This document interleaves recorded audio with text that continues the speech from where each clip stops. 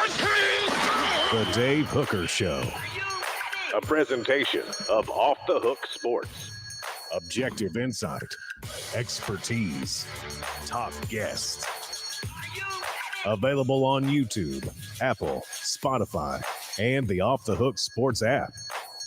Download now for free. Also available on offthehooksports.com. I compute and obey. Now to Dave Hooker. Ready.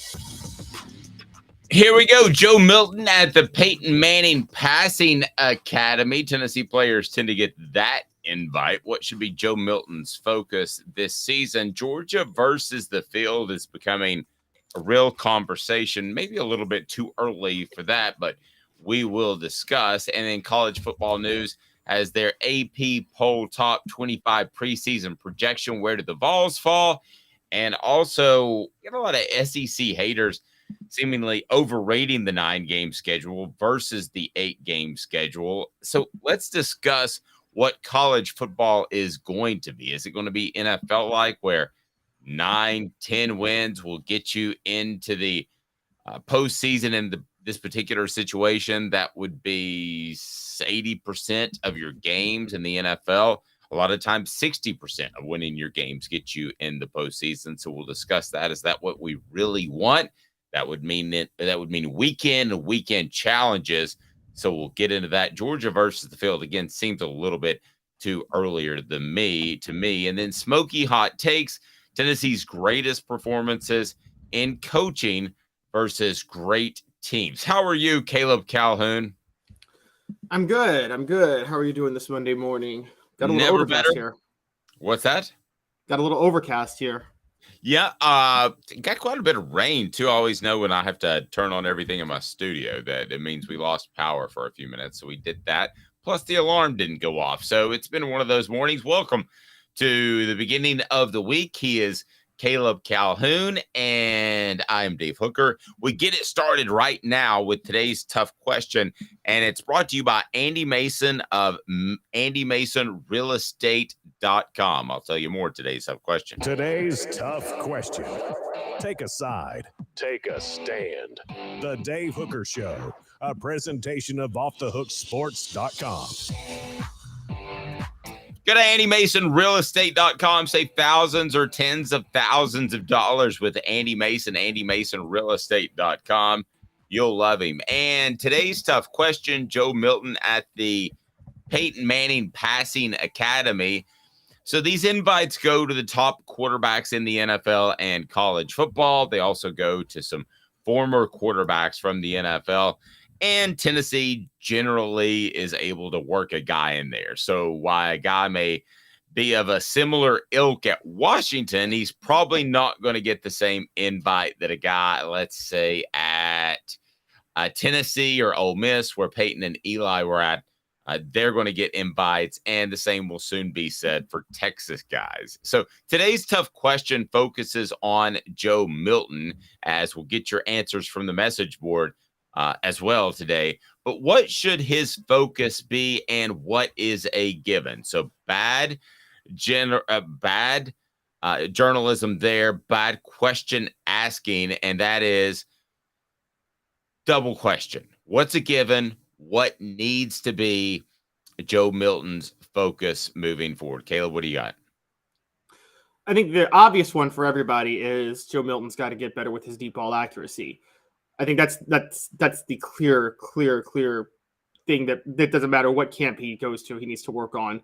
But I think one of the biggest things he needs to work on that he could work out with the Manning Passing Academy is his clock management, his awareness. We know what happened 2 years ago against Ole Miss. That's a forgotten, very big blunder that had nothing to do with his deep ball accuracy. Well, can I stop you there for a second? Is that forgotten? I would say you're right. It may not be forgotten, but we push it to a distant second behind the deep ball accuracy that we worry about with Joe Milton. And I think the Manning Passing Academy is one that could actually help him a little more, funny enough, with the clock management and his awareness. We're not so sure yet just how great his awareness may or may not be. We saw him methodically move the ball down the field against Clemson, But I mean, I think Clemson was playing a base defense the whole game, didn't really care to show anything, didn't really care to be in that bowl game. So that's still up for debate. And so I think for Joe Milton, understanding defensive, I think something like the Manning Passing Academy is more about understanding defensive schemes, understanding clock management, things like that. His deep ball accuracy, he's going to work on that. That's not going to be something that he's going to learn at the Manning Passing Academy. That's something he's actually probably going to learn from Josh Heupel more than he will there. Right, and Josh Heupel specifically teaches. See, I would say footwork as a whole. I would say being lighter on his feet, but that's not going to happen at a passing academy, and it's not going to happen with Josh Heupel because he is not upset whatsoever as far as not having the best footwork or having limited footwork. He doesn't want them to be like David Cutcliffe where they're going for reads. That's why a lot of the times that the reads are one side and people say he's going to throw to his left or his right. So I would say footwork, but that's not going to happen in the passing academy. It's not going to happen under Josh Heupel. So I'm throwing that out the window. Now, the other thing that I would offer up to you as far as what Joe Milton needs to work on would be, yes, the deep ball passing ability, but I'm not concerned about that. And let me tell you why, because I thought the same thing about Hendon Hooker this time last year.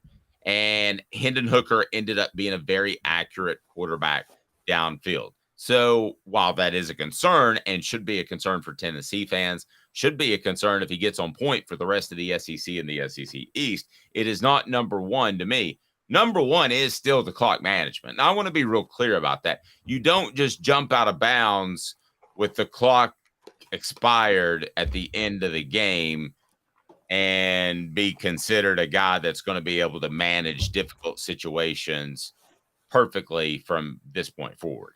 I mean, Caleb, that is always a red mark and a black flag, whatever it is, red flag, black mark, whatever.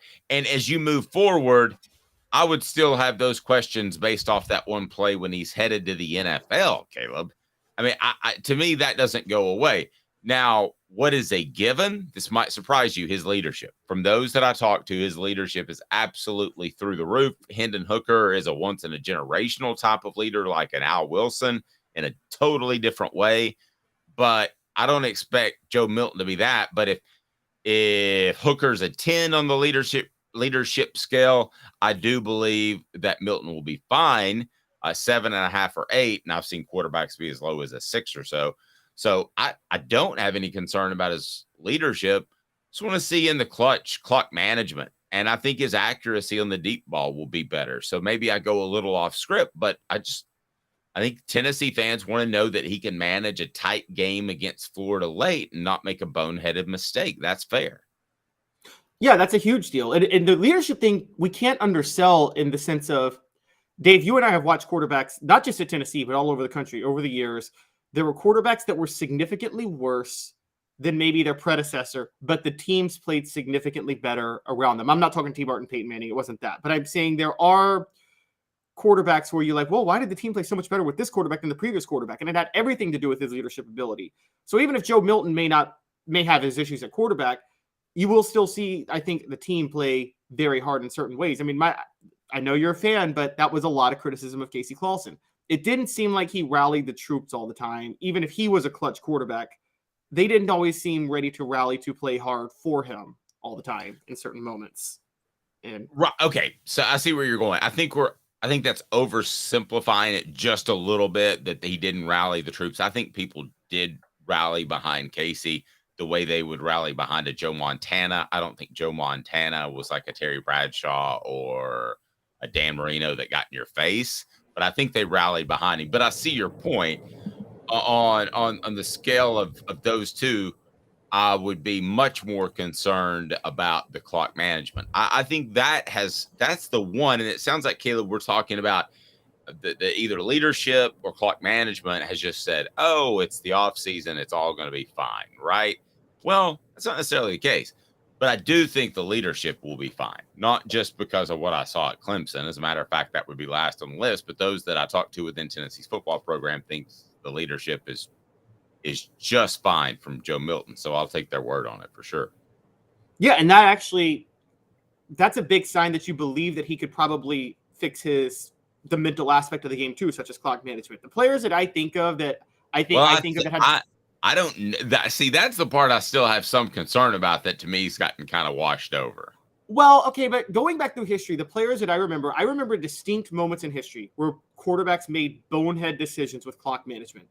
And everyone I remembered, that quarterback had some of the lowest intangibles I could think of. The most notable one was Jamarcus Russell scrambling at halftime against Tennessee when the 2005 LSU game, when they could have kicked a field goal and he scrambled trying to go for a touchdown. Well, Jamarcus Russell had the worst intangibles in the history of intangibles in the history of quarterback play. Another one was Vince Young did it a couple of times with the Titans.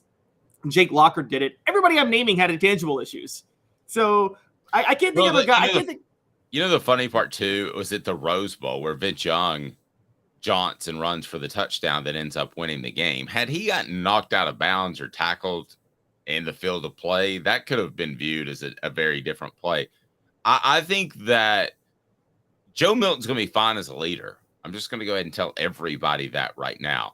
Is he good in clutch? Don't tell me you know that, because I don't know that and you don't know that. If I had to bet right now, if Caleb told me that accuracy at the end of the year will not be an issue, and I'm not going to put some sort of number on it like completion percentage because that's just stupid. But if Caleb told me that at the end of the day, like Hooker, we say deep ball throwing downfield was not an issue, that accuracy was not an issue, then I'd say I believe you. I think that's doable. I think the leadership is done. The question I still have is the in-game manageability and the in-game and what he's doing in terms of leading the football team. Sorry, the one play at Ole Miss still stands out to me. I'm not hating on Joe Milton. I hope you know that, Caleb. Oh, yeah. That's a red flag to make that type of mistake. Now, this is not going to make him look better, what I'm about to say, but my defense of him will actually make him look worse in terms of being a clutch quarterback. But you could say that he had way too many thoughts going through his head by being thrust into the position on the last drive after not starting all game, and maybe just kind of panicked a little bit and just didn't feel prepared for the moment to come back in the game. But yes, that's a huge red flag on its own if that was the case, because you don't want a quarterback who panics in the moment.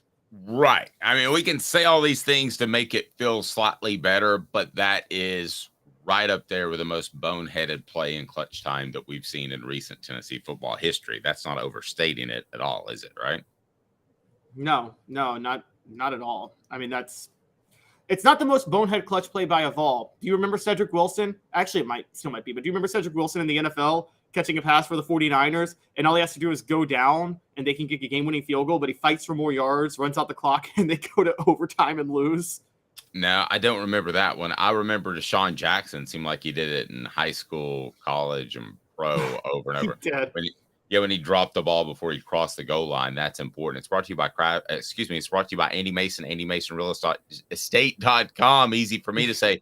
Best service, best prices in the biz. Go to AndyMasonRealEstate.com to learn more. That is today's tough question. So at the end of the day, Milton at the Passing Academy, your biggest focus in the offseason by Joe Milton and what is a given is what, Caleb Calhoun? Because I'll tell you, my biggest focus, I believe that he should work on the transition between passing and running. Remember, Bryce Young wasn't great at that. I thought he held on to the ball too long early when he was a starter. So this is a natural progression. That transition, which I think cost him against Ole Miss, I think he was a little bit in flux as to whether he had crossed the line of scrimmage. And what is a given? I think his leadership and really close to that, his deep ball accuracy will be a given heading into the 2024 season. Today's tough question brought to you by AndyMasonRealEstate.com. So where do you stand on that? Focus and given. I stand on him being able to read defenses in the intermediate passing game. I think he's good at it, but I don't put a lot of stock into the Clemson game and him being able to do that. I will say it's an interesting thing you brought up about his kind of pocket awareness. You're right. Bryce Young had it, and Hendon Hooker had it too last year. Last summer, that was a concern for both of them, and both were much better with their pocket presence last year. And I think if there's one thing Peyton Manning can teach, it's pocket presence, because nobody had better pocket presence than he did. True, but the decision to take off and run, I don't know that that's something Peyton can teach, because he didn't take off and run hardly at all. He threw it away. Yeah, but that's because he knew he couldn't take off and run. I bet if he could, he would know when to run better than anybody. If you put like Cam Newton speed and Peyton Manning in 2010. That's interesting. So Peyton Manning's decision to chuck behind the line of scrimmage just to get the ball out of bounds and incomplete pass is the same thing as Mike Vick saying, I'm going to tuck it and run for 30. It's kind of what you're saying. Yes, although don't forget that split decision.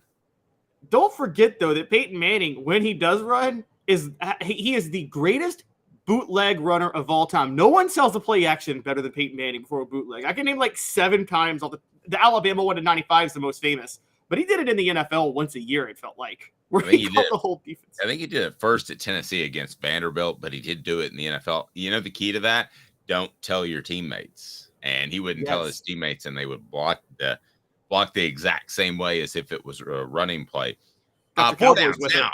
Yes, 4 downs now brought to you by Craft Treats, crafttreats.com. 4 downs.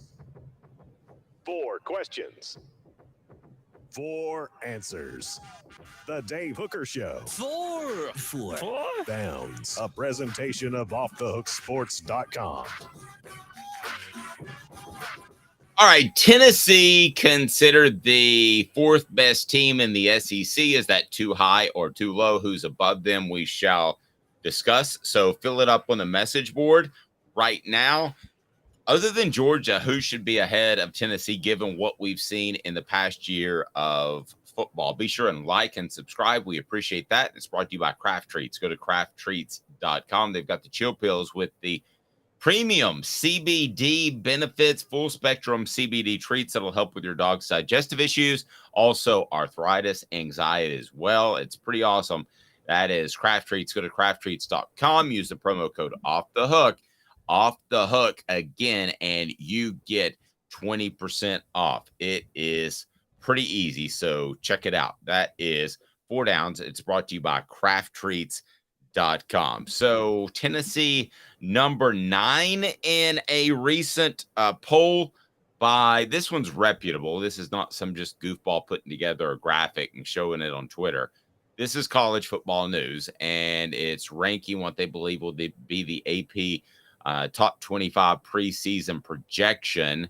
So let's go ahead and start out with 4 downs, and our guy Cooper Mays will take care of that. First, Cooper, what do people need to do if they like the channel? Cooper Mays here. Hit like and subscribe.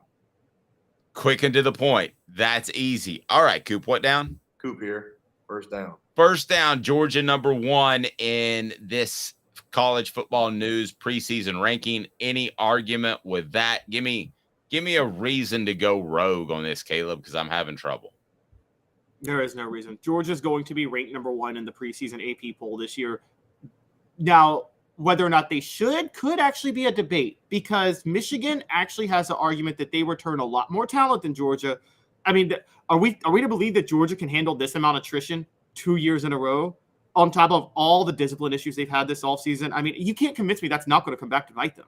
Well, it's a lot of attrition, and we'll determine this year if they've got it rolling like Alabama did in the heyday with Nick Saban, right? This is the year for Georgia where you say not only are they like decade great, but they're generational great, and they take over for Alabama. A lot of things could still come up, but right now you have to look at it and think that, hey, they've got it rolling like that. But you're right, a lot of losses 2 years in a row. But we said that about Alabama in their heyday, and what would they do?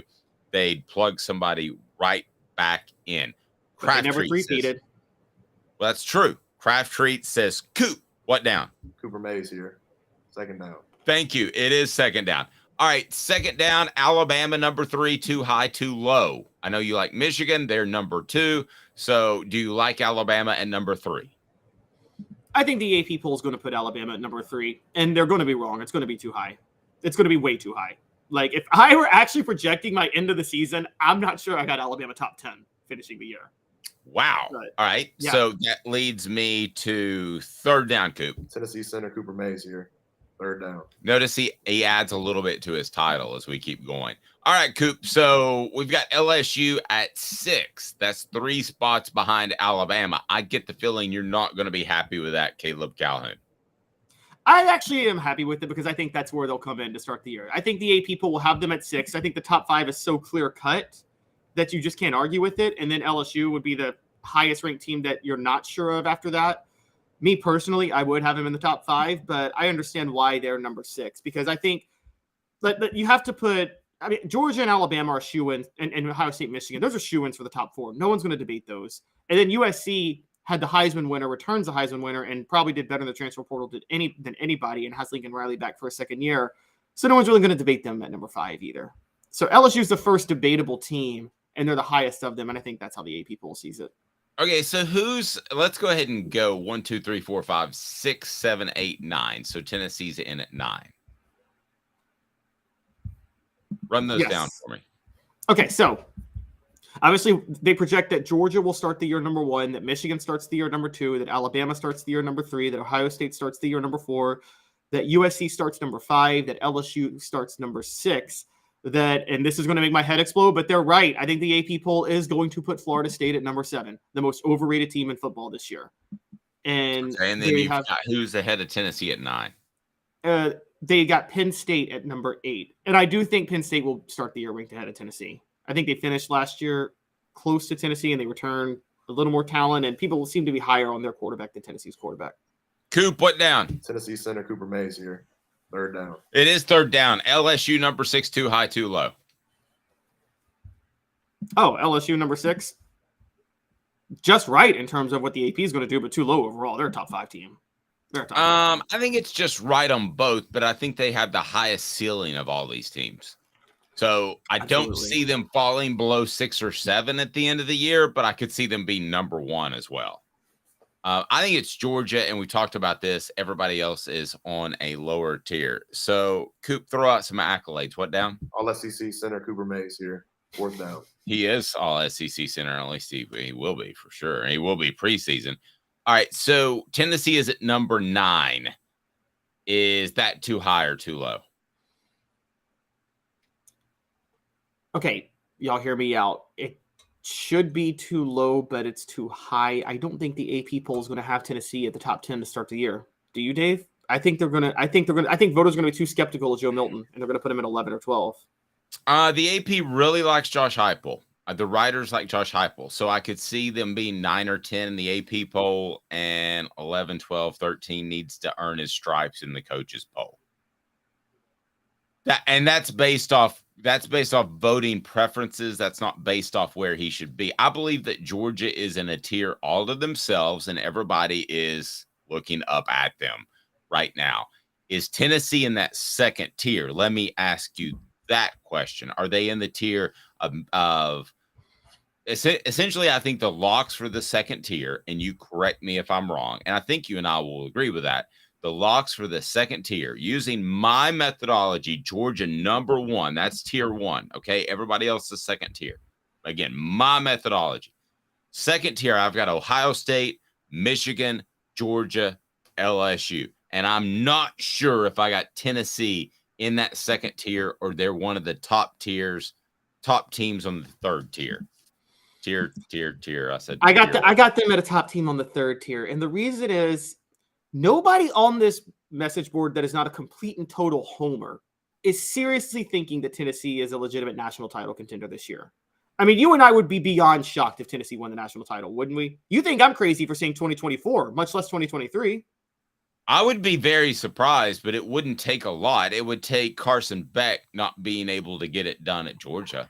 That's pretty much all it would take for me. If I see Carson Beck come out in the first 4 games and he's a big dud, then I think suddenly that 2nd tier is open, and I've got Tennessee on the 2nd tier, unlike you, of teams that need some breaks but can win a national championship. So maybe I'm a little bit more bully on Tennessee in 2023 than you. When I look at Georgia, they don't need breaks. They don't need to stay healthy. They could lose some dudes. All they need is Carson Beck to come in and be a competent or above competent quarterback. If that happens, and they're golden. The rest of these teams need breaks, every single one of them. Okay, let's just throw out you're watching a standard college football show, and a group of, maybe it's this show, and a group of analysts are coming on and giving their national championship predictions. They're picking somebody other than Georgia. You wouldn't be surprised if they picked Ohio State, Alabama, maybe Michigan, maybe USC. If they picked Tennessee, you would be like, what? Nobody is picking Tennessee on any television show. Here's the way I break down my tiers. Georgia needs no help. Things could just break out in a normal season. Obviously, I'm not talking about a rash of like 15 injuries, which I've covered teams that's happened. Okay, so we're on the same page. You're always gonna have, you're always gonna have 2 or 3 or 4 significant injuries through the season. So I'm talking about they don't need anything to happen except to stay relatively healthy. The next tier to me is Alabama, Ohio State, Michigan, and LSU. They need a break to happen. The next tier, which Tennessee is number 1, they need 2 things to happen. They need Carson Beck to not be a good quarterback at Georgia. They need things to go their way at Tuscaloosa. So those are 2 things significant that need to happen. My second tier is there is 1 significant thing that needs to happen, and we could break those down individually. We don't need to right now between Michigan, Ohio State, LSU, and Alabama. I think Tennessee needs a couple of breaks. I think those teams on the second tier need about 1 break, and they're good to go. So what you're saying is Tennessee needs stumble and fumble, Chris Winkie injury, and a Florida team that turns the ball over 5 times. They need 2. They need 2 of the 3 of those. They don't need 3. Yeah. That's my 4th tier. They need those teams need a lot of help. It's like the South Carolinas of the world. I'm just kidding. Okay, so I think Tennessee is firmly in that 3rd tier, knocking on the door of the 4th tier. And I could change everything if Joe Milton comes out and plays well against Florida. Then they're a 2nd tier team. There's no question. But I think they got a lot of little things that need to bounce their way. No stock in Virginia? What's that? No stock in Virginia? You're saying Virginia won't tell us anything about Joe Milton? No, I've jumped past Virginia. And to some extent, I've jumped past, who else is it? Austin P. And I know we should all be afraid of University of Texas San Antonio, but that's one of those I want to see it first. I mean, everybody's saying, oh, be afraid of UTSA. Not UTSA, please. See, if I did that, Dave would get so annoyed with my accent, with my voice. Well, it's because your accent sounds weird. Mine sounds really good. All right, stay tuned. 2 minutes, and then there are a lot of SEC haters that I think have a pretty good point. The SEC can't get it done schedule-wise. 8 or 9 team schedule that's going to be a permanent SEC opponent. I don't know, and they don't either. 2 minutes, we break it down. Caleb Calhoun, I'm Dave Hooker, Off the Hook Sports.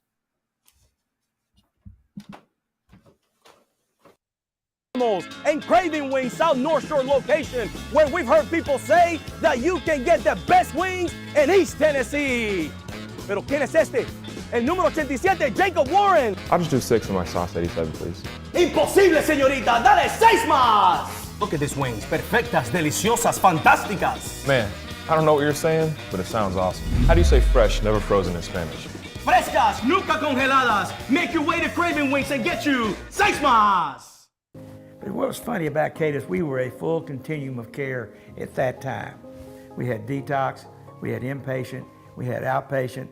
So we were doing a lot of the things that we do now. But now we just do them so much better. It's really a simple program, but we're complicated people. I am what I am, and now I got to do something about it. You can take your life back. Call Cadis today.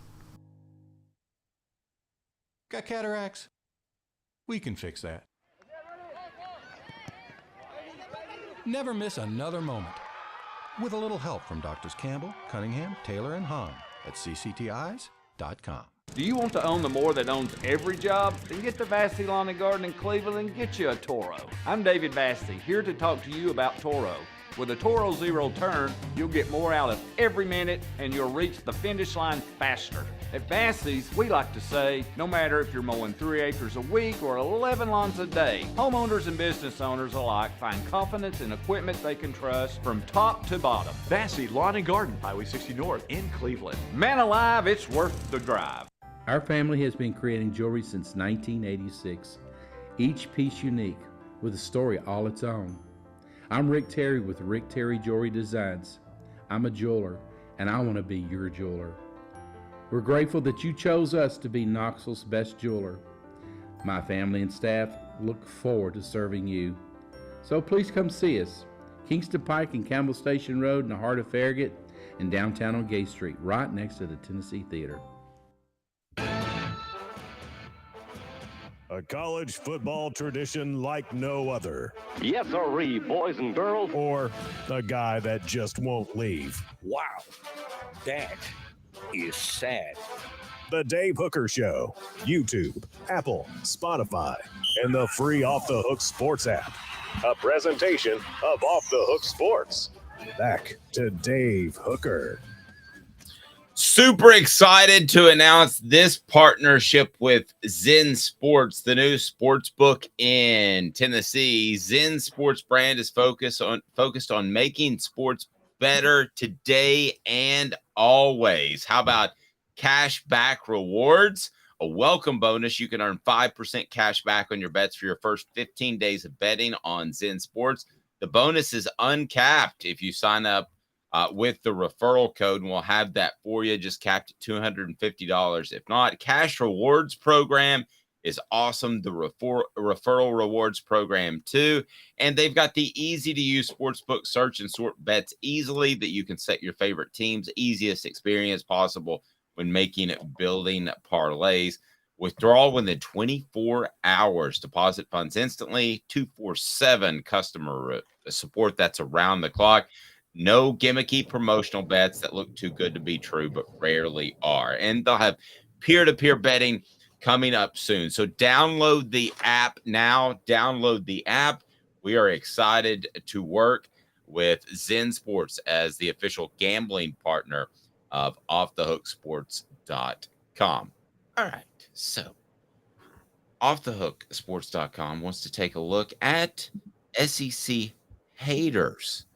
SEC haters. So suddenly you have found some SEC haters, and you're pointing towards a tweet by Nicole Arbach. I believe she is with The Athletic, Caleb. And what is the hate? Where is the hate coming from? Because it not only speaks to potential hate of the SEC, it also speaks to, Caleb, in my opinion, the direction of college football and where it's going. And it's going to be vastly different. So what did Nicole Arbach, to my best knowledge, no relation to Red Arbach, but what did she have to say concerning the SEC and why it could be hate-filled hatred speech? It is hate speech towards the SEC, and it is totally unjust. And now I say this as someone who sat in this chair last week and lambasted Greg Sankey for not having his team together, if not having his guys together, and lambasted the SEC for lack of competence, and lambasted the way they're cheating the fans by not going to 9 games. But she wrote an article suggesting that the College Football Playoff Committee should place more emphasis on strength of schedule, and then said the strength of schedule would be whether or not Power 5 conferences play 9 or 8 conference games because they play one more Power 5 team. That is dumb. Okay, I'm just going to say it. That's dumb.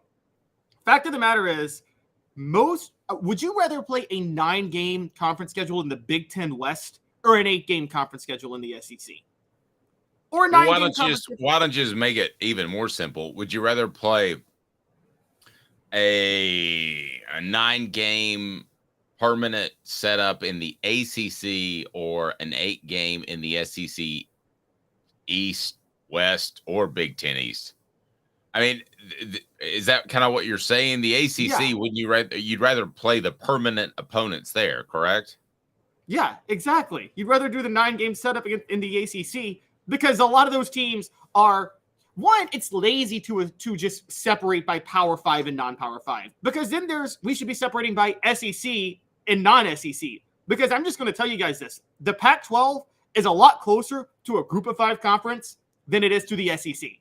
So the idea that the Pac-12 is better because they play 9 games versus the SEC is a ridiculous way to approach this, even if the SEC should play 9 games.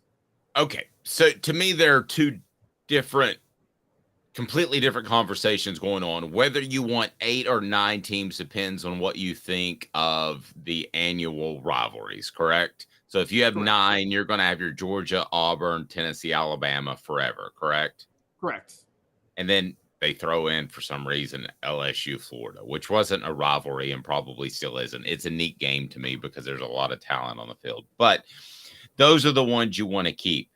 Here, but aside from that, if you add a significant opponent that is a non-conference opponent, you're still going to have a tough schedule with whatever the SEC and Big Ten lay out in front of you. For the most part, you're going to have years in which I think Tennessee has a good draw. You're going to have other years in which other teams in the Big Ten or SEC has a big draw. But I want to look at this philosophically, Caleb. Do you think the college football community is ready for a real championship contender to be 9-3 going into the playoffs? I'm not talking about somebody that slips in, but a real contender, just like we've seen at the NFL. I remember the Giants when they got in as a wild card team and they had that underrated defensive line and that Eli Manning that ended up with a helmet toss but didn't make a lot of mistakes. Are you cool with a team like that having a realistic shot? That's what you have to ask yourself. Do you want your contenders going 12-13-0 or 11-12-1, or do you want your championship contenders to be flawed, have 2 or 3 significant losses on their schedule? I'll go ahead and tell you, I am fine with a latter.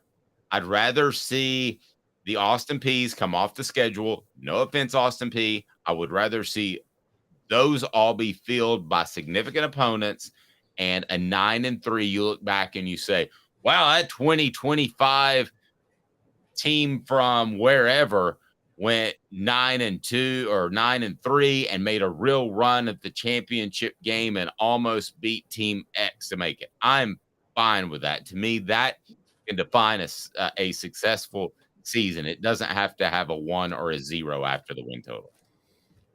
Yeah, I'm fine with the latter because that's the only feasible way to do this. Because quite honestly, even in the SEC, within the context of the SEC, 12-0 and 9-3 is not going to look much better than 9-3 depending on the schedule you get. There's going to be a team that gets a draw one year where they're not playing LSU, they're not playing Alabama, and they're not playing Georgia. And then they go 11-1. And then another team plays all 3 of those and goes 9-3. Are we really to believe the 11-1 team is better at that point? And so you have to do it this way because of the way they've set it up. I don't think the SEC champion, to me, philosophically, is not going to be legitimate anymore because it's going to be totally based on the draw you get with your schedule. Well, okay, for next year, maybe. I don't know how they're going to split ties. That's a whole different conversation. But let's assume that it's going to be divisions down the road. So let's look at the Big Ten. Oh, no, they're getting rid of them. Yeah, I mean, I think they are getting rid of them. But let's look at the Big Ten with divisions still, correct? No, they're getting rid of it next year when they do they're doing the flex schedule. Their divisions are gone. So with the flex schedule, okay, whichever the case may be, let's say Penn State loses a close game to Ohio State and Michigan. Then if that's a 12-team playoff year, let's say next year, 2025, they've got every argument to be in there if the rest of their schedule is unblemished. Let's say Tennessee loses their permanent opponent is going to be, let's say it turns out where it's going to be Vanderbilt, Kentucky, and Alabama. Let's say they lose a close one to Alabama. They slip up and they lose a game to Kentucky, and they're sitting there at 10-2, and they're not playing in the SEC championship game. That is a team that get ready for itself. You never thought I would say this. You lose to Kentucky, you still have a right to get in a 12-team playoff. That is the new standard for excellence. It's going to be winning 9 or 10 games or better and being right there knocking at the door. It's not going to be lose 1 game against Florida in September and the rest of the season is over, Caleb.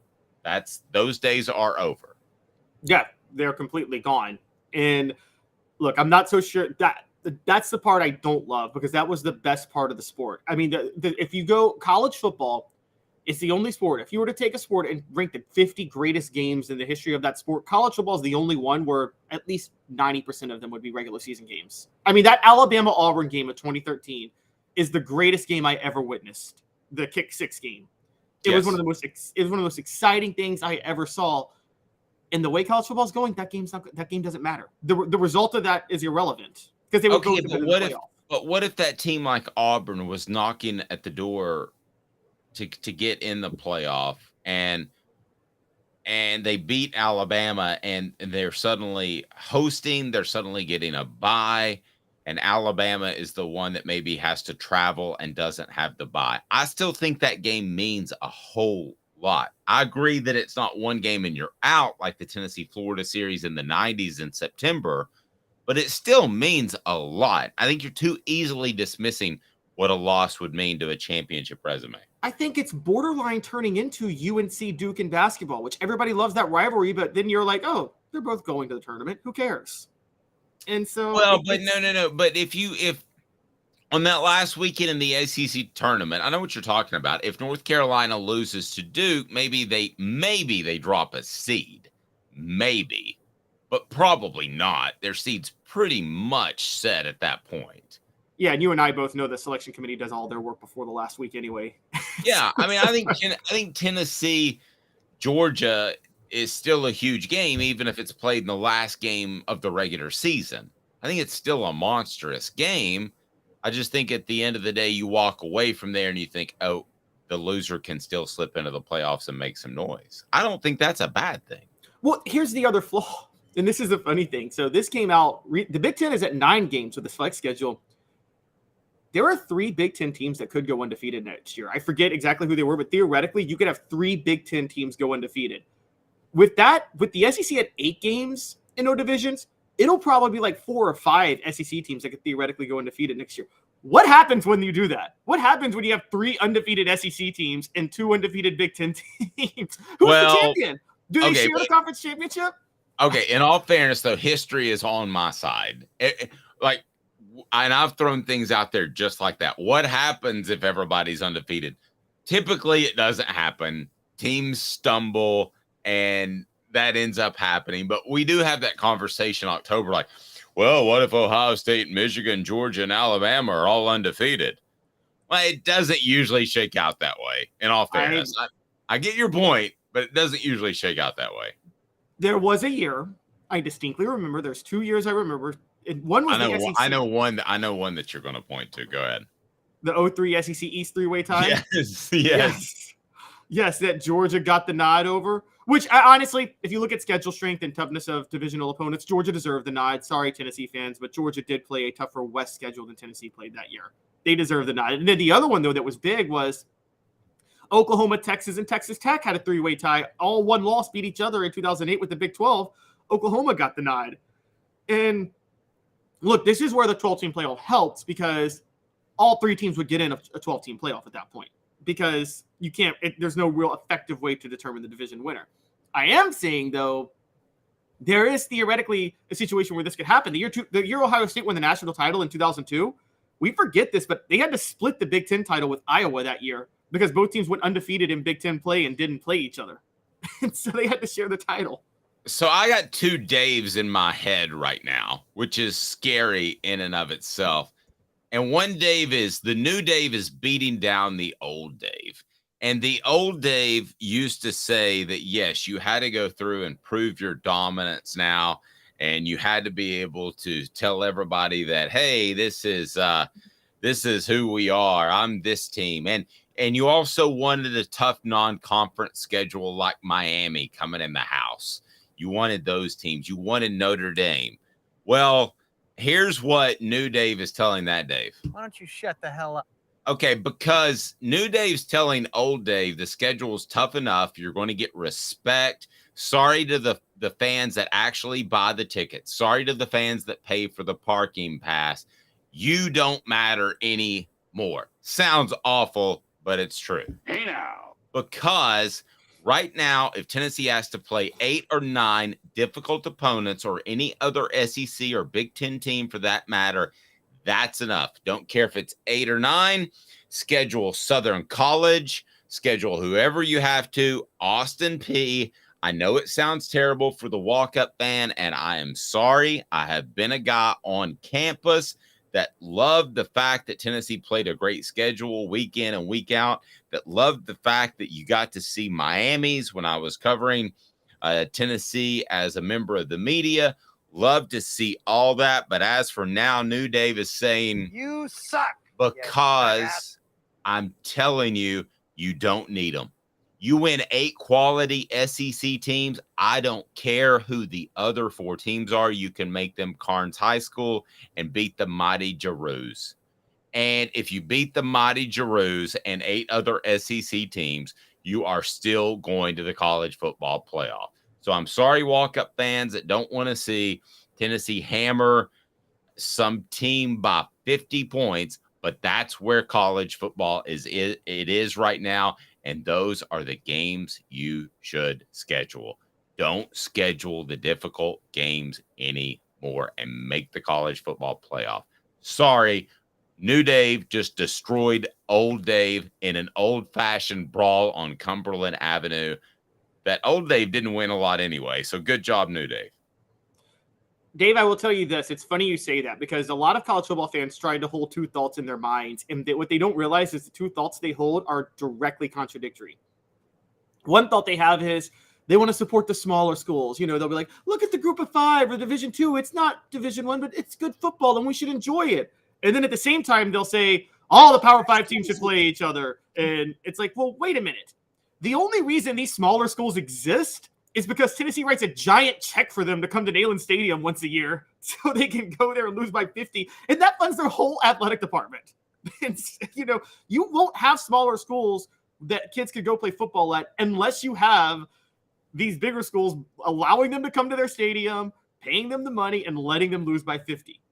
Okay, so Tom says rewarding mediocrity. No, I don't think that's the case. I think an 8 or 9, whatever it shakes out to be in 2025, 2026, that's difficult enough.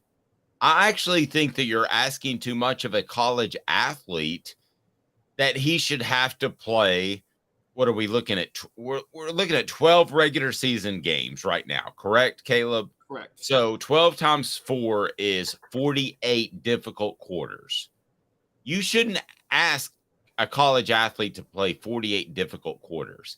If you add 4 so-so teams that you might have to go out there and play the first drive of the second half, then that lops off 2, 4, 6, 8. Then you're asking for 40 difficult quarters. I'm going to push back, though.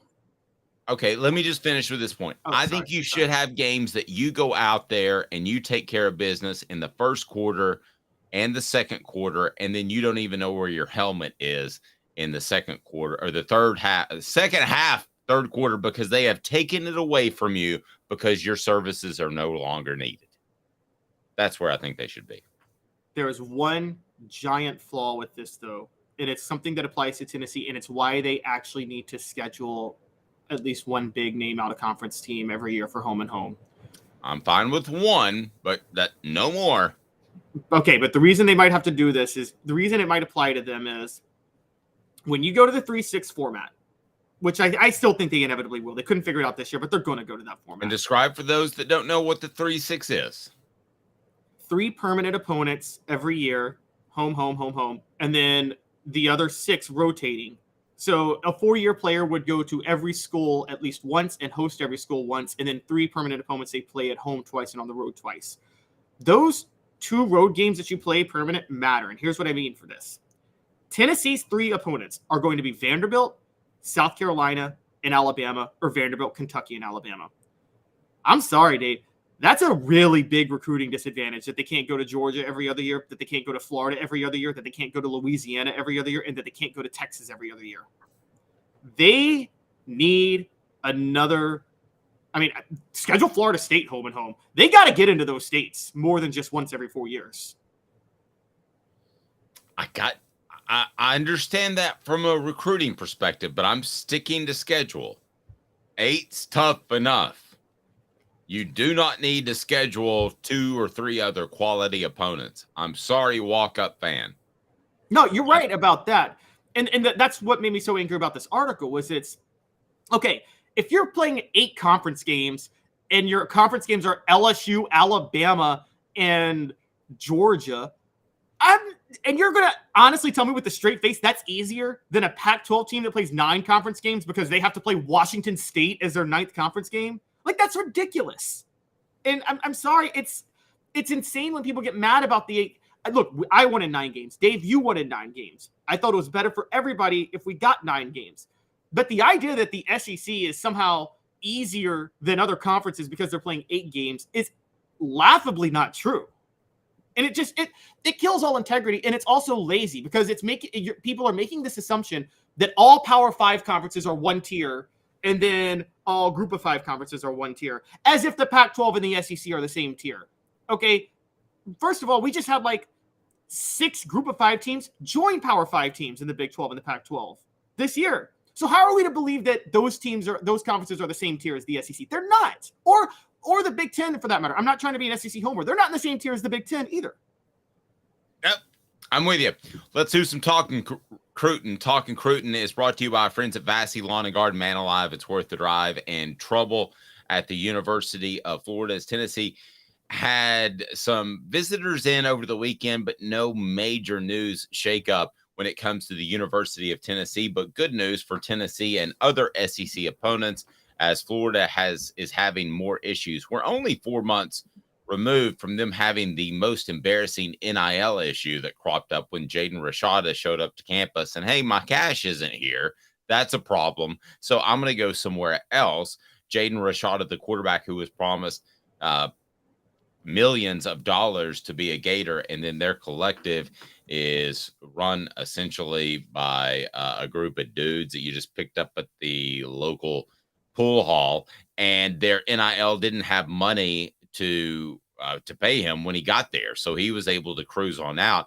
And now Florida is having more issues in terms of recruiting. What's the latest, Caleb Calhoun? Because it ain't a good look at all. Yeah, over the weekend, 4-star running back from North Palm Beach, Florida. So right out of Florida's backyard, flipped his commitment from Florida to Georgia. And Florida's 2024 recruiting class has now dropped to number 22, which, Dave, as you know, number 22 in the SEC, number 22 nationally is not good in the SEC. That's like near the bottom. It's probably 10th or 12th if you want to include Texas and Oklahoma and really take a look at those. I know they're not in the class until next year, but that's who you're recruiting against right now. So in recruiting, how much is it Georgia and the field right now?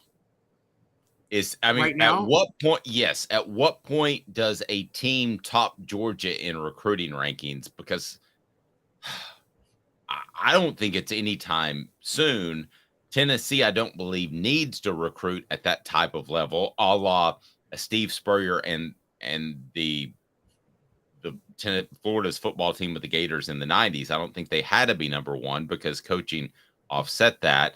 I don't think Florida right now currently is in any position to overtake Georgia in recruiting. Caleb, help me here. At what point is there going to be a team that tops Georgia in recruiting in the SEC East? Yeah, Georgia's cleaning. Yeah, you give me Georgia and the field in the SEC East for the next 3 years, next 5 years. Are you taking anybody in the field over Georgia in the SEC East for the next 3 to 5 years? No, Georgia's going to clean house recruiting in the SEC East for the next 5 years. I mean, I know there won't be any East after this year, but still, the teams that are in it now, they're going to clean house. And when it comes to facing Tennessee, South Carolina, Vanderbilt, Kentucky, they should clean house. Georgia's the best recruiting state outside of Louisiana Georgia's the best recruiting job outside of LSU because they are one of 2 Power 5 programs and arguably the best football state. But it's a problem here. It's scary when they're out recruiting Florida for Florida kids now. And I mean, yes. that is a really scary thought. And by the way, Florida's in trouble. They let a kid from their backyard not flip to Miami or Florida State, but decide to flip to go up north to Georgia. And North Palm Beach ain't on the Florida-Georgia line. That's South Florida, isn't it? That's close to South Florida. And so that's a big, big loss for them. They're in big trouble. No, you got an issue now if you're at Florida, because I don't think you have an offensive mind in Billy Napier that can overcome a talent deficit. I think if you're Tennessee, you're not nearly as concerned because you have a coach that I believe is an offensive guru. So I think that is a real concern. I think the concern the teams that should be concerned are South Carolina and Florida when we talk about Georgia's dominance, because they don't have coaches in place. No offense, Shane Beamer. Shane Beamer has to hustle it up on the recruiting trail. Florida has to hustle it up on the recruiting trail because I don't believe they have a coaching advantage over the University of Georgia. Now, people are going to tell me that, hey, you're crazy. Georgia just hammered Tennessee. Yes, Georgia hammered Tennessee because they have solid coaching and they have better talent. Tennessee, though, Caleb, they don't have to have better talent than Georgia. They have to have comparable talent. And right now that gap is closing slightly, not a lot. We all saw what happened in the NFL draft, but at least Tennessee can point to Josh Heupel and say this guy can close the gap. If you're a Florida fan and you're pointing to Billy Napier, you don't have any confidence that he can close the talent gap on the field, do you? No, not at all. And the best comparison, that's a great point. The best comparison is in the 90s. Florida State was always more talented than Florida when those two teams lined up on the field. Always more talented. But Florida got their wins in there plenty of times because Spurrier could out-scheme Bobby Bowden. Tennessee was more talented than Florida, by the way, during those years. And Spurrier owned Tennessee. So Tennessee can be that team. Josh Heupel, you're right. Get comparable enough. That doesn't mean they're going to beat Georgia most of the time. Lucky for Tennessee, no matter what happens, they're not going to be playing Georgia annually after this year. But beat them enough where, look, they get to a certain level where, like you said, you can out-scheme them. Florida's in trouble. South Carolina's in trouble. And Florida's in big trouble. And I don't know what Florida was thinking hiring Billy Napier, because, again, Florida's not the easiest recruiting job because you already have to compete with Florida State and Miami for those kids. Well, yeah, but he was thought of as just the greatest lock hire in the history of man at SEC Media Days this time ago last year. And everybody's making this mistake because they're saying that because he did so well with the Louisiana Raging Cajuns. For those who don't know Group of Five football, when I know I sound like a Louisiana homer, but when you're coaching football at that level in Louisiana, you're the only coach who just needs gas money to get more talent than everybody else. Literally, you need gas money. That's it. And so, I mean, yeah. And Louisiana kids want to stay in Louisiana. So if LSU doesn't take them, it's more of an even fight than you might think when it comes to the Raging Cajuns versus the Tennessee Volunteers or the Kentucky Wildcats or the Florida Gators. I know that you could say that's an opportunity to play in the SEC, and it's true. But the simple fact is, Caleb, a lot of these guys want to stay in Louisiana.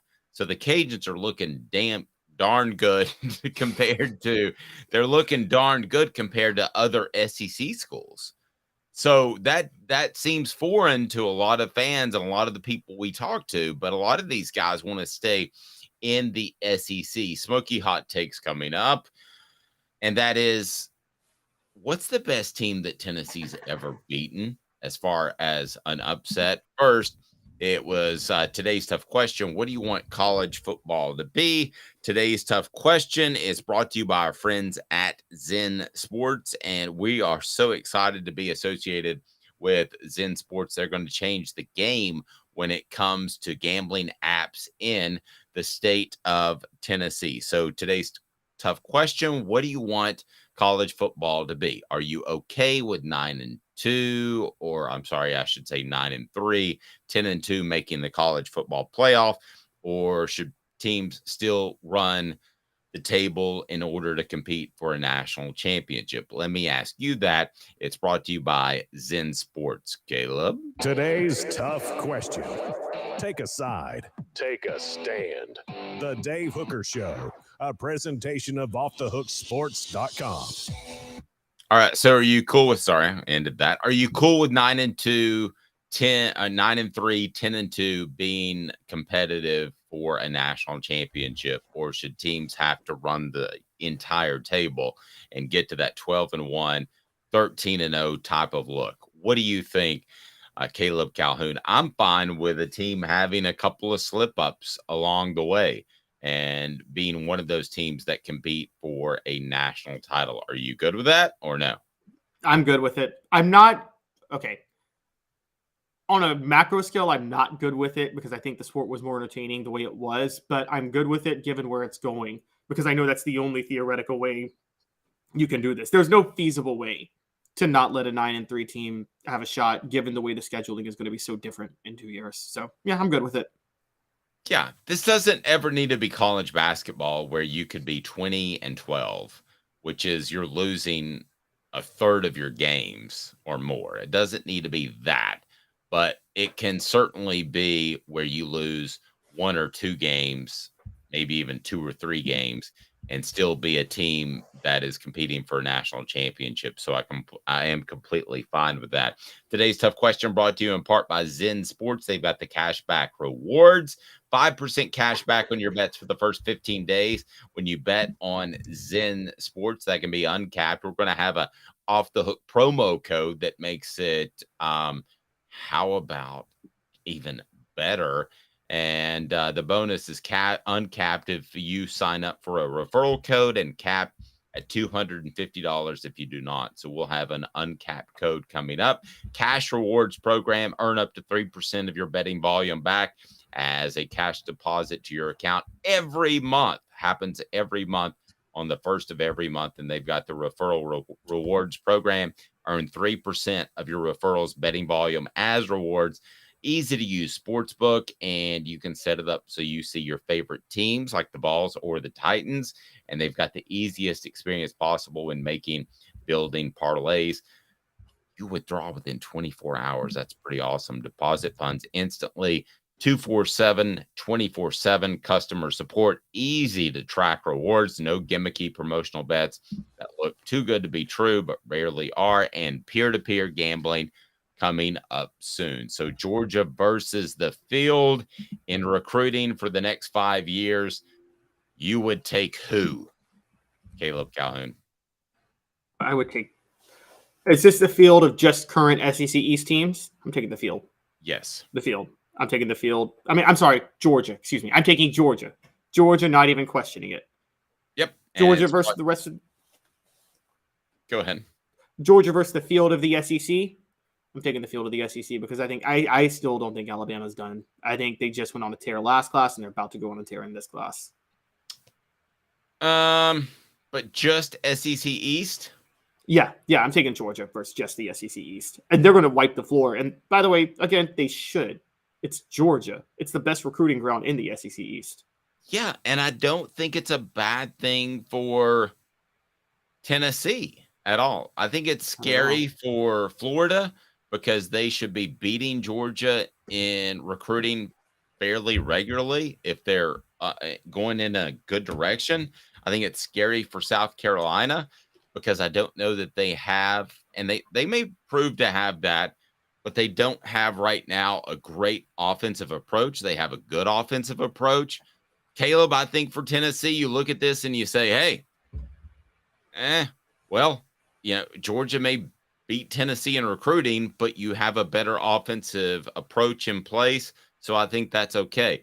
If we're having this conversation and Georgia's number 1 in recruiting 2 years from now and Tennessee's pushing at top 5, I think that's fine. I got no issue with that. We're going to take a quick 2 minutes, and coming up, Smoky Hot Takes, best coaching performances in recent memory. And I got one that I think is pretty easy because of how darn good they were. And that was a team that Tennessee went on the road and beat, but then came back to Neyland Stadium, and it was a slow bludgeoning for 60 minutes. So we'll discuss that team. But, man, one down in South Florida that should not be overlooked as one of the great coaching performances in recent memory. Smoky Hot Takes right around the corner, and that will be brought to you by City Heating and Air Conditioning, cityheatandair.com. Give me 2 minutes and we'll break down some of the greatest coaching performances in Tennessee football history with Caleb Calhoun. I'm Dave Hooker. 2 minutes off the Hook Sports. Sun, sand, and salt water, the beach is a very relaxing place. Unless you wear contacts. Ow!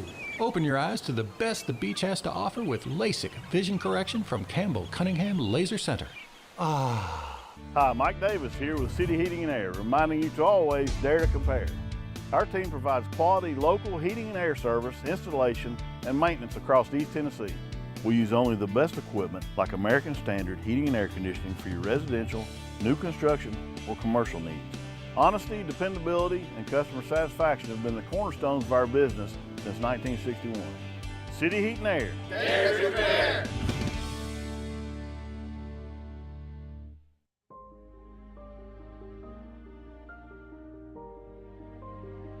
Our family has been creating one-of-a-kind pieces of jewelry in West Knoxville since 1986. Each piece is a combination of unique processes that bring your idea to life. Every day in our shop, a truly special item with a story all its own is being manufactured in our facility, bringing the history and family sentiment into a whole new generation of life. We're grateful that you chose us to be Knoxville's best jeweler, a title that we value and respect. Because to me, being a jeweler and owning a jewelry store are not the same thing. I'm Rick Terry. I'm a jeweler, and we want to be your jeweler. Kingston Pike and Campbell Station Road in the heart of Farragut, and downtown on Gay Street right next to the Tennessee Theater. When you want a hard cider that's easy to enjoy, one that's crafted to perfection, you need Tennessee Cider Company. Some say it's the signature cider of the South. Others say it's the cure to your craving. They all say you'll savor every sip. With a selection of ciders free to sample, all it takes is one taste. Visit tncidercompany.com for more information, as well as to shop our ciders and merchandise online. Thirsty yet? Doors open at 10 a.m. Who's this guy? Hello, wizard. The Dave Hooker Show, a presentation of Off the Hook Sports. What? YouTube, Apple, Spotify, and the free Off the Hook Sports app. Back to Dave Hooker.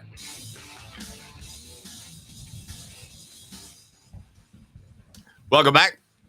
He's Caleb Calhoun. I'm Dave Hooker. We're going to have the big bet of the week brought to you by zensports.com, or I should say the big bet of the day might have to do with some Tennessee baseball. And that'll be brought to you by Zen Sports. Again, Zen Sports, our new partner. We're so excited to work with them. And we've got some peer-to-peer betting, which that'll be coming up a little bit later in the calendar year. Caleb had to figure that out and just explain that to me because he's way hipper and younger and smarter than me. But the peer-to-peer betting, we're going to be able to set up bets, which is super, super cool.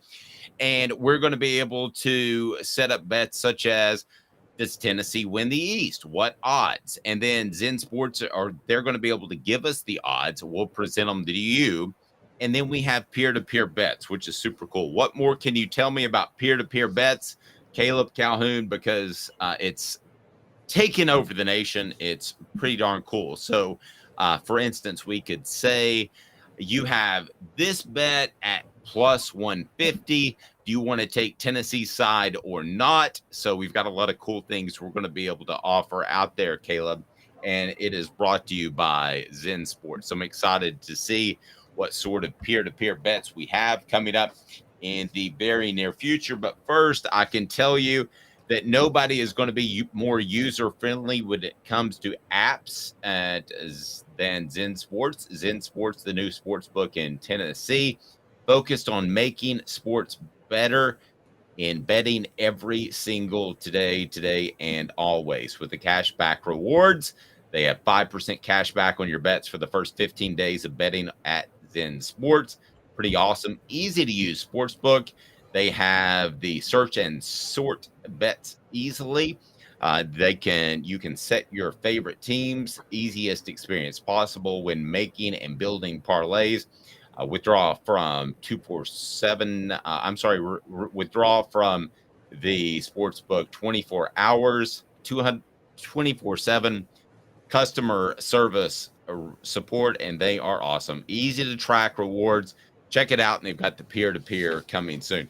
So what's the best peer-to-peer bet you've ever heard? Caleb, what have we got peer-to-peer? Ooh, the best threw me for one. The best peer-to-peer bet I've ever heard. Yes.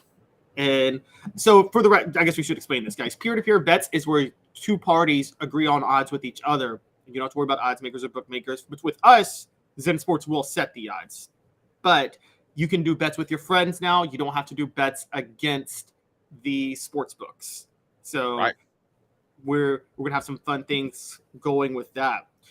Best peer-to-peer bet I've never done a peer-to-peer bet, so I can't really say the best one I've ever heard of, quite honestly, yet. This is a new thing, and I'm really excited about it. Yep, I am too. It's going to be fun. We go then to Zen Sports and we say, here, we've got this bet. What do you think? They'll give us odds, so we'll come back. That'll be later in the season, but right now, download their new sports book, and it's going to be awesome. The app is unbelievable. So check it out. Again, our new partner, we're excited to tell you all about Zen Sports each and every day. It's pretty cool. So here's an over-under. I don't know. Can we get this approved? Maybe. Joe Milton over-under 45 touchdown passes. Travis, you don't want to set that. You'll lose. I'll take the under in a heartbeat on that. There's no way Joe Milton's throwing 45 touchdown passes this year. I'm just going to say that straight up. Okay, what did Hendon Hooker have last year? He had like 30-something. And I think Tennessee is going to be a bit more ball control this year than they were last year, quite honestly. Okay, what about including – all right, give me this then as we toy around with the first possible – Zen Sports peer-to-peer, but go ahead and download the app now, and the return that you get is through the roof, and also you get cash back. So what if it were 45 touchdowns total, rushing as well? Does that make it difficult for you? It does, because I think Tennessee is going to – I think you're going to see – last year you saw under goal line stands, they gave the ball to Princeton Fan. I think you might see just a lot of Tim Tebow style direct quarterback draws on the goal line this year, because I think Milton's so strong. I think that's something he could pull off a lot more. Hendon Hooker, for context, had 32 total touchdowns last year, though. So that's still climbing a ladder to get to 45, man. Okay, so if I put the over under, and we might do this with Zen Sports, if I put the over-under at 29.5 total touchdowns, what are you taking? Take the over. Take the over at 29.5. Is that a good number? If I That's a really good number. That's a really good number. Okay, if I goosed it by 30.5, does that change your perspective? No, I'll still take the over. I mean, Hendon Hooker had over 30 both years and didn't play a full season. We expect Joe Milton to play a full season this year. So I'll take the over. Getting closer to that 45. No, we're not. We're inching our way there. You got a whole we're only 2/3 of the way there. No, we're not close to 45. Okay, I would take, if you gave me right now, I would actually take it to the bank, and I don't gamble, but when I do, I feel really good about it. I would take the 29.5 easy, the over at 30, easy with Joe Milton. Easy. All right. Okay. I think you're getting real hype on this. I mean, you're getting hype on Hypel, but getting a little bit too bold. Just a little bit. I'm not sure any. I mean, look, I think it's going to happen. I don't know if I can go easy though, but I mean, I will say that your best example of this, I will say, is Drew Lock under Josh Heupel did throw for 44 touchdowns in 2017 at Missouri. So thank you. I appreciate that. Smoky Hot Takes brought to you today by Bassey Lawn and Garden. Man alive, it's worth the drive. So a look back, Smoky Hot Takes, greatest coaching performances in Tennessee football history. I know what it is, and I think it's pretty easy, but let me get you to throw out some possibilities there. Mine has to do with a certain Orange Bowl, but not an Orange Bowl game. What do you think about that? That's a good one. So I got a few. Johnny Majors basically going with the vertical receiver routes and just throwing it, introducing it during the 1982 Alabama game, introducing that concept, and that's how Tennessee upsets Alabama, changing the SEC. 1985, Johnny Majors, Miami. Fulmer, 98, Florida. I know there was a lot of luck, but they played that very well with T. Martin. 01, Florida. 04, Georgia. Heupel, 2022, Alabama. I left out one because I know you're going here, but I haven't given my best one yet. I'm saving that. So I'll go with yours first, though. Okay. So I'm excluding a couple for different reasons. I thought 98 Florida, I don't think that was as much about best coaching performances as it was about better team. And I thought Florida made some mistakes in 98 Florida. 85 Miami, I want to go back. I think that was a Jimmy Johnson team that was way too cocky. Majors 82 out of Alabama, that's awesome, but a little bit before my time. And I know it's before your time, but Caleb is super college football historian. So I'll depend on you for that one, but it is before my time. 03 Miami to me is by far the greatest coaching performance in Tennessee football history. That team was absolutely loaded. And the next year, what they came back to Tennessee and just hammered. It was one of No, it was a reverse. They hammered Tennessee and Neyland first, and then Tennessee came back to Miami the year after. You're right. My apologies. And it was one of those games that was it ended up being about 20 points as a difference, but you felt like it could be 100 if Miami wanted it to be. And to be able to beat Miami down there, and you had the crazy end around with, was it Derek Tinsley, I believe? Derek Tinsley, yep. That was the best coaching performance I've ever seen Tennessee put together, period. End of discussion. They beat a way better team in Miami with a hostile crowd. You've got on the list 04 Georgia. Tell me why.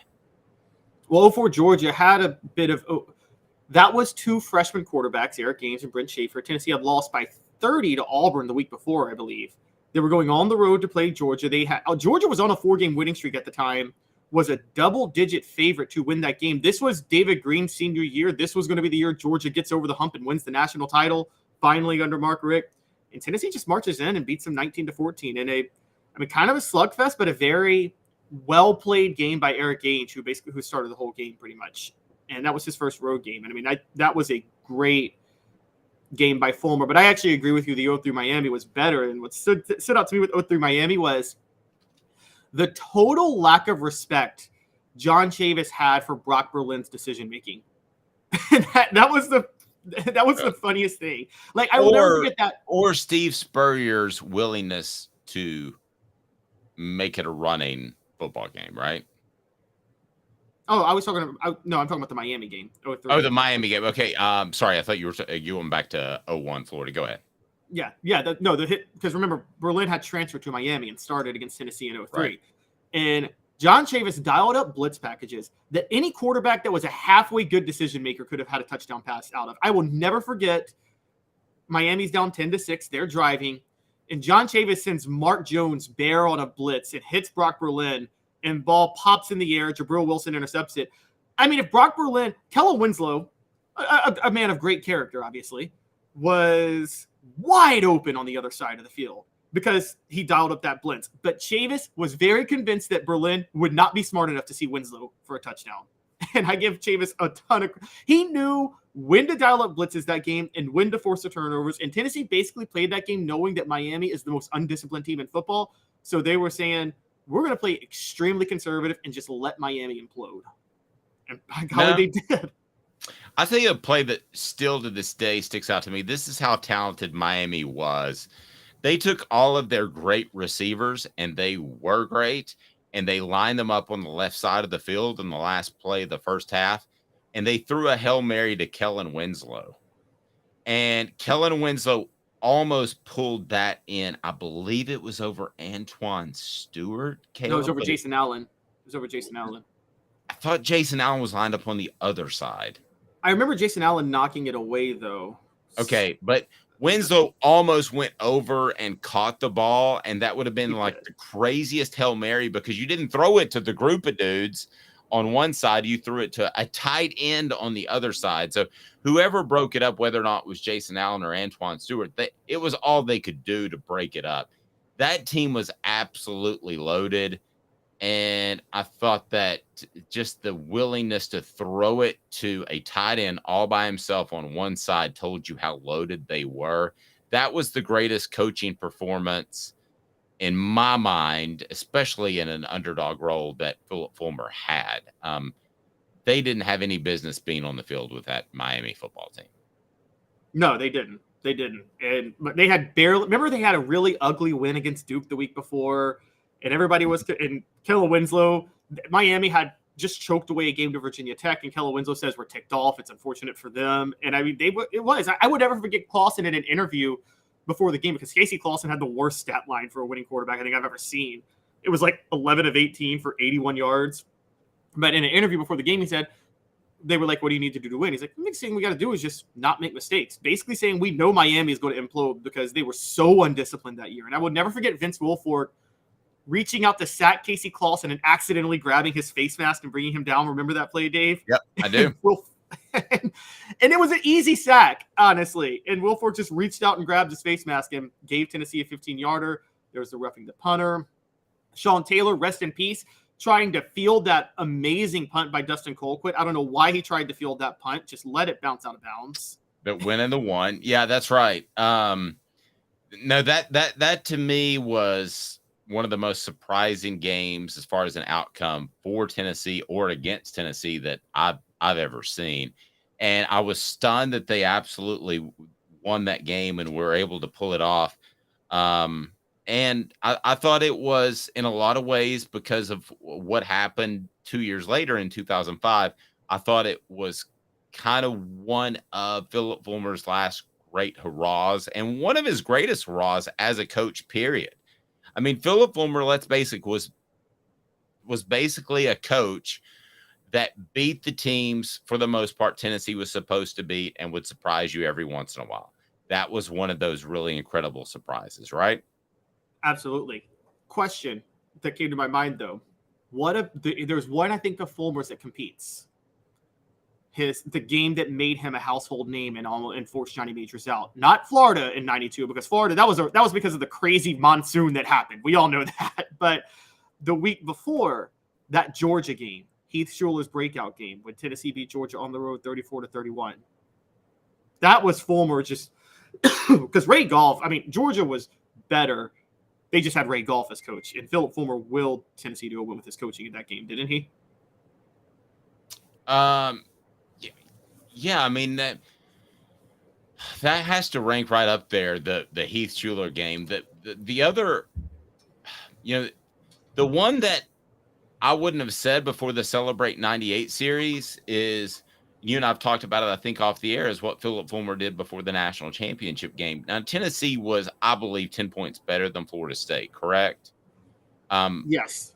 I don't think that was close. I think Florida State was actually the favorite, but they shouldn't have been.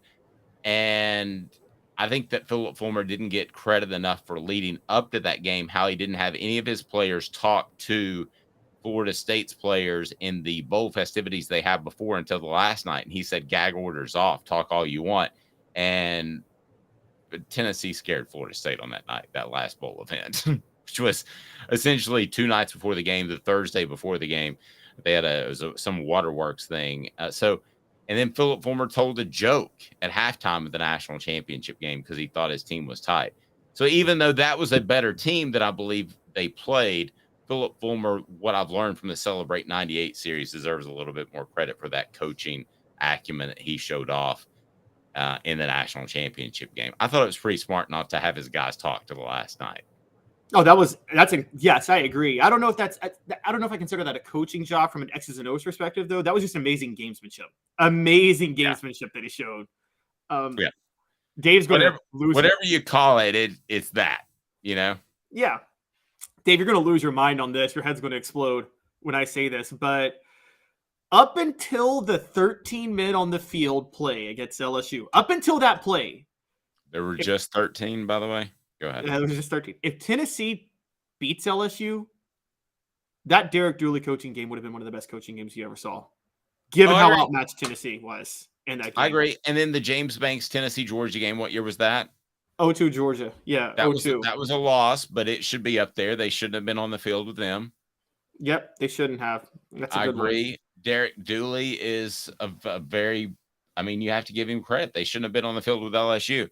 That would have changed the direction, because that's the type of win on the road that gives you another year in and of itself. And Les Miles would have been fired the next week, by the way. That saved Les Miles' job, I think. I think he would have been fired the next week. And I mean, he was Les Miles was the prime example of a coach winning a national championship, and you're like, how does that guy have a national championship ring? Smoky Hot Takes brought to you in part by Vassy Lawn and Garden. Man alive, it's worth the drive right there in Cleveland. Toro, count on it. And City Heating and Air Conditioning, cityheatandair.com. Integrity matters. With that unit, you might not need a whole new unit. City Heating and Air Conditioning, cityheatandair.com. And we thank our friends Campbell, Cunningham, Taylor, and On. I don't have any issues with my vision because of Campbell, Cunningham, Taylor, and Hahn. They're awesome. It is Campbell, Cunningham, Taylor, and Hahn. They did my LASIK. They should do yours. Fantastic program today. A lot of fun, a lot of different topics. It's Caleb Calhoun. I'm Dave Hooker. We broadcast live each and every weekday at 10 a.m. So check us out. Hit that like button and subscribe. If you haven't done that, what are you thinking? He's Caleb Calhoun. I'm Dave Hooker. This has been a presentation